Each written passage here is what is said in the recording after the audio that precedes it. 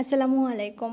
আজকে এমন একটা নাস্তার রেসিপি শেয়ার করছি যেটা আপনি একবার বানিয়ে পুরো মাস জুড়ে সংরক্ষণ করে খেতে পারবেন। তবে আসল ব্যাপার হচ্ছে এই নাস্তাটি এতটাই মজার যে পুরো মাস জুড়ে আর খাওয়া সম্ভব হবে না, একদিনেই শেষ হয়ে যাবে। এই নাস্তাটি বানানোর জন্য আমার প্রথমেই লাগছে একটা ডিম।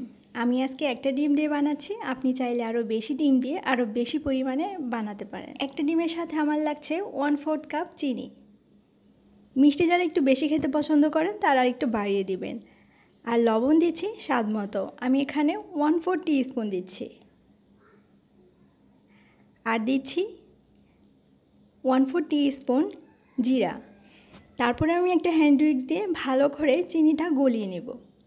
ততক্ষণ পর্যন্ত চিনিটা মেশাতে হবে যতক্ষণ না চিনি ভালোভাবে গলে যায়। তারপর এর মধ্যে আমি আটা অ্যাড করে দিচ্ছি 1 কাপ। আমার এখানে টোটাল 1 কাপ আটা লেগেছে, আপনার কিছুটা বেশি বা কম লাগতে পারে, তাই একবারে দিয়ে দেওয়া যাবে না, অল্প অল্প করে অ্যাড করে দেখতে হবে কতটা লাগে। আমি হাত দিয়ে এভাবে ভালো করে মিশিয়ে নিচ্ছি। এই পিঠার ডোটা এরকম হবে, একদম শক্তও না আবার একদম নরমও না। এবার আমি ঢেকে রাখবো কমপক্ষে 10 মিনিটের মতো, তাহলে এই ডোটা একদম ভালোভাবে সেট হয়ে যাবে। আর ফিরে আসছি 10-15 মিনিট পরে।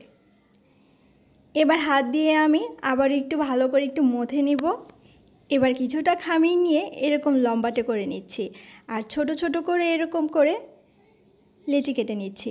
আপনি চাইলে একটু বড়ও করতে পারেন বা আরও ছোটও বানাতে পারেন। আর দেখলেই বুঝতে পারছেন আমি কিভাবে বানাচ্ছি, অনেকটা সেই পিঠা বা সেমাই পিঠার মতো। এই পিঠাটা বানানো কিন্তু অনেক সহজ। আমার এই পিঠা বানাতে টোটাল সময় লেগেছে মাত্র 5 মিনিটের মতো। আপনি চাইলে এভাবে হাত দিয়ে আলতোভাবে এরকম ডোলে বানানোর পর উপর দিয়ে একটু আটা ছিটিয়ে দিলে তাহলে আর লেগে আসবে না। ভাজার জন্য তেলটা মোটামুটি গরম করে নিয়েছি। খুব বেশি গরম করে নিলে যেটা হবে, পিঠাগুলো দেওয়া মাত্রই পুড়ে যাবে। মিডিয়াম টু লো হিটে ভেজে নেব।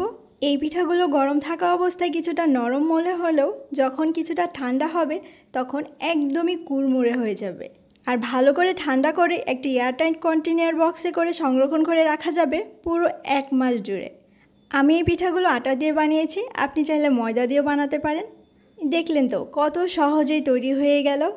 আমার আজকের রেসিপিটি আপনাদের কেমন লাগলো অবশ্যই কমেন্টে জানাবেন। ভালো থাকবেন সবাই, আজ এ পর্যন্তই। আল্লাহ হাফেজ।